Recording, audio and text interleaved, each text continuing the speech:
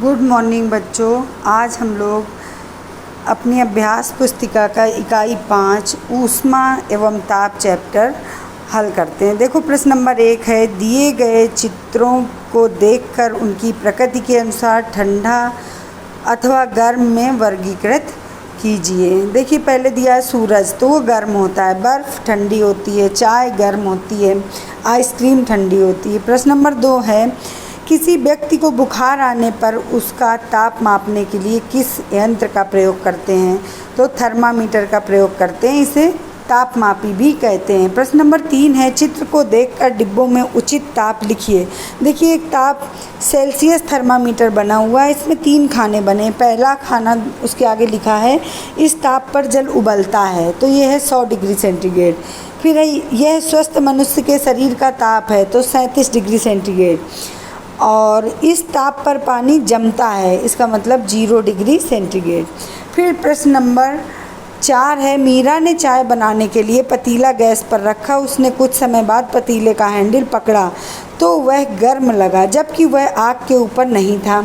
क्या आप बता सकते हैं कि पतीले का हैंडल ऊष्मा संचरण की किस विधि द्वारा गर्म हुआ? तो बच्चों, जो ठोस पदार्थ होते हैं वो ऊष्मा संचरण की चालन विधि द्वारा गर्म होते हैं, तो पतीले का जो हैंडल है वो चालन विधि द्वारा गर्म हुआ। प्रश्न नंबर 5 है, निम्न में से ऊष्मा स्थानांतरण की कौन सी विधि द्वारा ऊष्मा का संचरण हो रहा है? तो एसी जो है वो विकिरण विधि द्वारा करती है, ठंडा। फिर है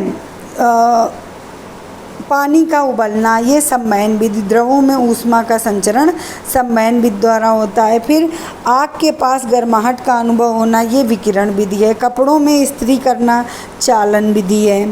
फिर सूरज की गर्मी पृथ्वी तक पहुंचना, ये विकिरण विधि है। हम लोग क्लास में डिटेल डिस्कशन हम लोग पढ़ चुके हैं। फिर देखो अपना प्रश्न नंबर 6, रामू के यहाँ शादी में शरबत बनाने के लिए बर्फ़ की सिल्ली मंगाई गई। उसने देखा कि बर्फ़ की जो सिल्ली थी, सिल्ली बोरे की परतों से लिपटी हुई थी। क्या आप बता सकते हैं कि ऐसा क्यों किया गया था? तो बर्फ़ को शीघ्र पिघलने से बचाने के लिए बर्फ़ की सिल्ली को बोरे की परतों में लपेटा गया था, क्योंकि इससे ऊष्मा का संचरण कम हो जाता है और बर्फ़ अधिक समय तक सुरक्षित रहती है। फिर अगला प्रश्न नंबर 7 है, मिलान।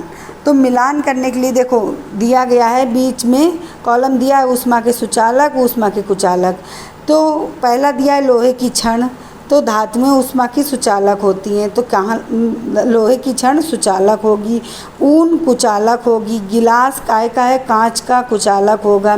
देखो लकड़ी कुचालक होगी और कागज़ कुचालक होगा। स्टील का बर्तन ये धातु है, इसलिए ये ऊष्मा की सुचालक होगी। फिर है प्रश्न नंबर 8। देखिए इसमें दिया है, ऊष्मीय ऊर्जा का मात्रक कैलोरी या जूल होता है और 1 कैलोरी बराबर 4.18 जूल होता है। इसे नीचे दिए गए कैलोरी मानों को जूल में बदलिए। ठीक है, देखो दो कैलोरी, तो 2 गुणा 4.18 8.36 जूल।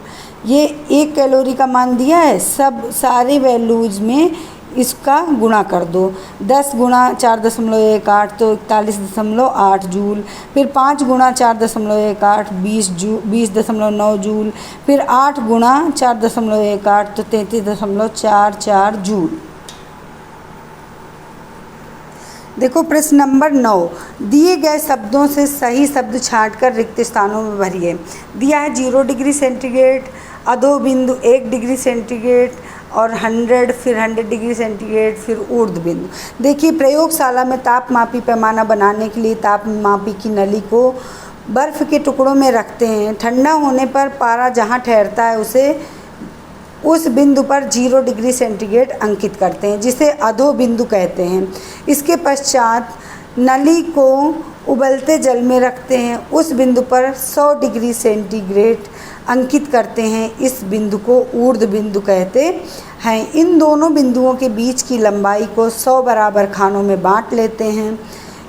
इस प्रकार एक भाग का मान 1 डिग्री सेंटीग्रेड के बराबर हो जाता है। अगला प्रश्न है, यदि सेल्सियस पैमाने पर ताप C तथा फ़ारेनहाइट पैमाने पर ताप F है तो दिए गए सूत्र को पूरा करिए। देखो C बटे खाली स्थान बराबर F माइनस खाली स्थान बटे 180, तो C बटे खाली स्थान में भरेंगे 100 बराबर F माइनस खाली जगह पे भरेंगे 32 बटे 180। ये एक फार्मूला है जिससे हम डिग्री सेंटीग्रेड ताप को फ़ारेनहाइट में और फ़ारेनहाइट को सेंटीग्रेड में बदल सकते हैं। फिर प्रश्न नंबर 11 है, दिए गए सेल्सियस मानों को फ़ारेनहाइट में तथा फ़ारेनहाइट मानों को सेल्सियस मानों में बदलिए। 20 डिग्री सेंटीग्रेड इसी फार्मूले में रख के निकालेंगे। 68 डिग्री फ़ारेनहाइट, फिर 37 डिग्री सेंटीग्रेड 98.6 डिग्री फ़ारेनहाइट, फिर 70 डिग्री सेंटीग्रेड 158 डिग्री फ़ारेनहाइट, फिर 37 डिग्री सेंटीग्रेड 98.6 डिग्री फ़ारेनहाइट। फिर देखो प्रश्न नंबर 12 दिया है, कुछ पदार्थ गर्म करने पर ठोस अवस्था से सीधे गैसीय अवस्था में बदल जाते हैं। ऐसे पदार्थ ऊर्ध्वपाती कहलाते हैं। इसके उदाहरण हैं कपूर और नौसादर, और जो हम कपड़ों में फिनोफ्थलीन की गोलियां रखते हैं वो भी।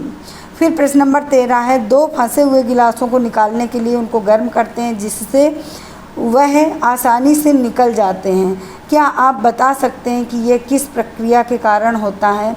दैनिक जीवन में इस प्रक्रिया के उपयोग के और उदाहरण दीजिए। तो ये प्रसार के कारण होता है। धातुओं को गर्म करते हैं तो उनमें प्रसार होता है। इसके कारण गर्म करने पर धातुओं में प्रसार मतलब फैलाव होता है। इसी कारण से दो फंसे हुए गिलास निकल जाते हैं। ऊष्मीय प्रसार के अन्य उदाहरण कांच के गिलास में उबलता पानी भरने पर कांच के गिलास का चिटक जाना, और दूसरा उदाहरण है कांच की बोतल के मुंह पर फंसी हुई कार्क को निकालने के लिए बोतल के मुंह को गर्म करना।